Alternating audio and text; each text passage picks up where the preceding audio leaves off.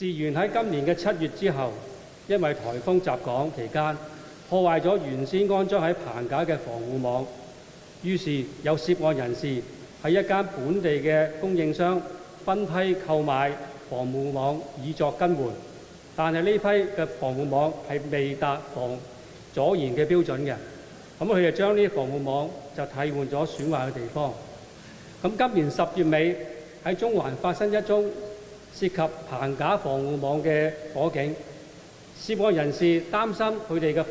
棚架嘅防護網會被抽查檢驗，為應付檢測，涉案人士喺同一間嘅本地供應商以每卷100蚊購買115卷，約3700平方米。呢批防護網係達阻燃嘅標準嘅，咁佢哋就將呢啲防護網就裝咗喺每棟樓宇嘅棚腳嗰度，意圖魚目混珠，成功喺往後嘅測試結果獲得合格嘅